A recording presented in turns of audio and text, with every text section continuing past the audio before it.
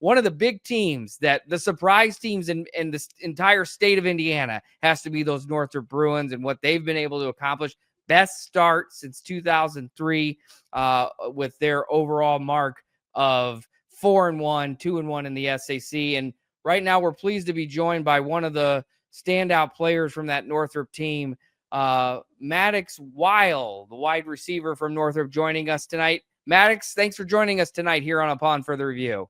Yeah, thanks for having me.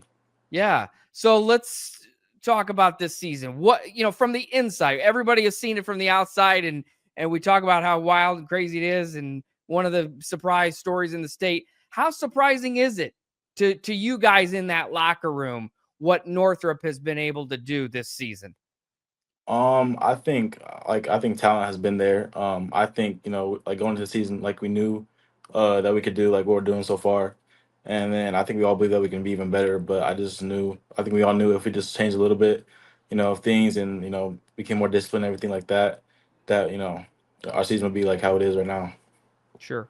What was the off season like for this team? Because I think a lot of times that can really, you can kind of start to get the sensor on where things might be heading this year. What was there a point this off season or in the off season, in the spring with, in the weight room or something, that finally it feels like everything clicked? Because this is just something different that we're not used to seeing out of Northrop. And what was it about this off season, especially with so many of the guys that were there a year ago? Now you guys are back and putting it all together.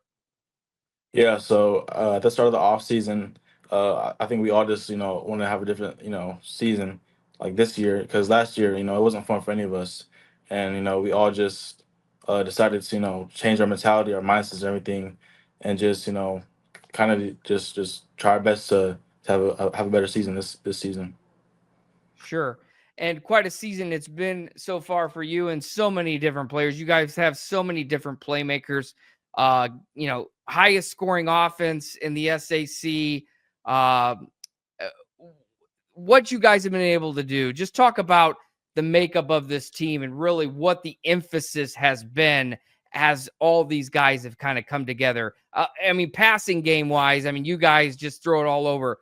That has been a strength for this team. Just talk about the development and growth of this team the last couple of years, particularly in the passing game. Yeah, so we obviously have a bunch of talented people. Like we have a whole bunch of weapons on offense and defense. So it really makes it a lot easier to just like if you get the ball in your playmakers' hands and just let them make plays, it's just easier. So yeah, that's really it. Sure. Maddox, this is Coach Griffith, and full disclosure here, I'm a fellow Bruin, 1986, long time ago. Yeah. And glad to see you guys get to the point now where you're having fun and winning some ball games, because I know it's been a struggle over the last couple of years, and this year you guys have really come out of nowhere on fire. I know Coach Bowen was excited about the year when we talked to him back at the media day. And I want to step aside of the game of this. You're only a sophomore, correct? Yes, sir. You got a lot of Power 4 offers on the table right now, it would appear. Or, sometimes that could be just, talk on the outside. But where have you been to any games yet? Did you happen to go to the Indiana-Illinois game on a visit?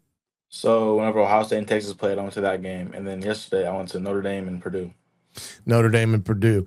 Okay. And right now we've got you as having offers from Michigan, Penn State, Indiana, Miami, and then the 3 MAC schools there. Is that a fair listing of the offers that you have currently? Yes, sir. I have those. And then also okay. Bowling Green too. You picked up Notre Dame. Okay. No, I said Bowling Green. Bowling Green. I'm sorry. Yeah. We got a little, well, who knows? You went to Notre Dame. I'm sure they've got their eyes on you at this point in time as well, because of you being just a sophomore. You're still a young pup in this equation. Has that put any more pressure on you to perform, because you now have these, you got Quay with all his offers that, he already decided that he's going to Ohio State. And now you're kind of that next guy in the room. Does that put a little more pressure on you to perform, or do you just kind of say, hey, it is what it is, and I just go play? I mean, you think it would, but for me, I think like I know what I can do, and I'm confident in like in my abilities. So I think as long as I do like what I should do, and I like and know what I can do, that that there shouldn't be any pressure really. I shouldn't feel any pressure. Yeah, well, I commend you for that, because you just need to go play Friday nights and let the other stuff take care of itself, as it will. And whenever you decide to make a college choice, you'll know when that time is right for you, and you'll have a great opportunity in front of you. We're watching some of your highlights here from Concordia.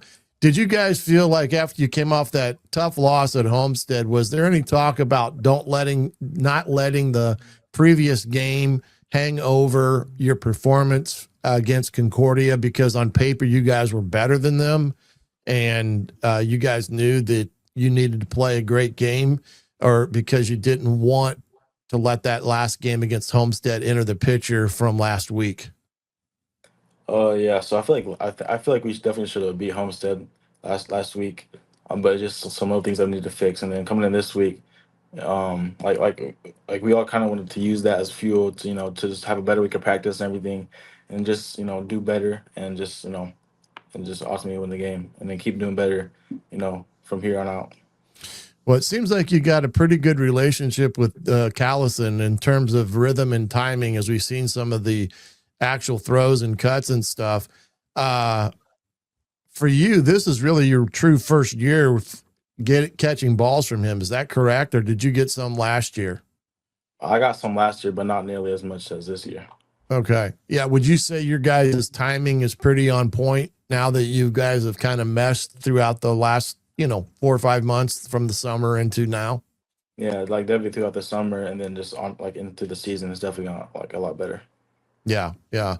Well, you're playing some great football, and I commend you and your teammates for having right now a good start to your year. You're at the midway point. There's a lot of football left, so who all knows what's going to happen, because you still got some tough games coming down the road here, right? And that's going to be the key component for you guys, is heading in the last part of the year, because you come up against a Bishop DeWanger team that is pretty darn good defensively.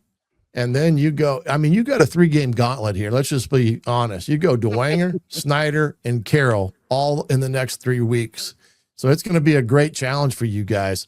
How do you guys feel? How are you feeling going into these last few ball games of the year? You feeling pretty healthy?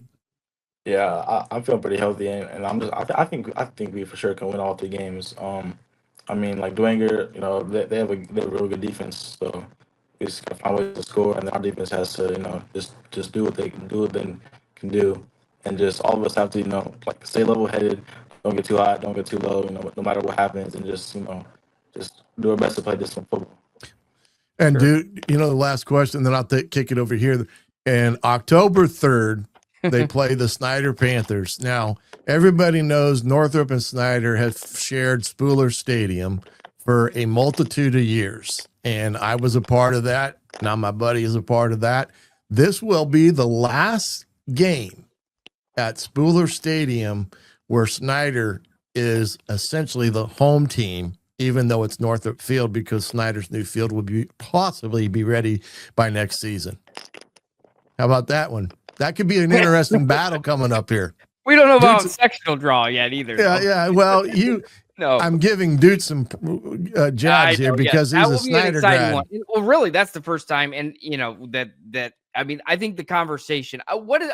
Maybe this is the best way to pose the buzz around school. What's it been like to be at the Northrop games this year? Because I've seen some of the clips that some of the crews have been following you guys on social media and the Instagram pages, and it looks like it's a really good crowd, and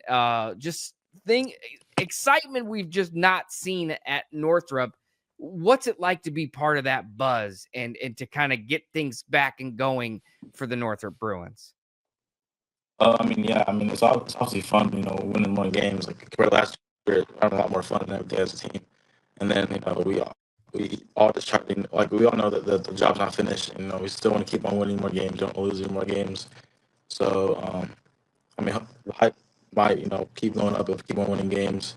But we have to, you know, just not like try to get too distracted by that, because if you get too distracted by all that, you know, it could render how you play. So just stay level headed and just, you know, don't get too cocky or anything like that, and just, you know, focus on winning football games. Absolutely. Well, it's been tremendous to watch. No matter what school you came from or root for these days, to see what Northrop's been able to do this year. Lots of talent out there, and certainly caught a lot of attention across the state of Indiana. Thanks so much, Maddox, for joining us tonight. Best of luck to you and the rest of the Bruins on the rest of this season. And we'll be watching with close eye to see how the college recruitment process plays out for you as well. Thank you. Thanks for having me.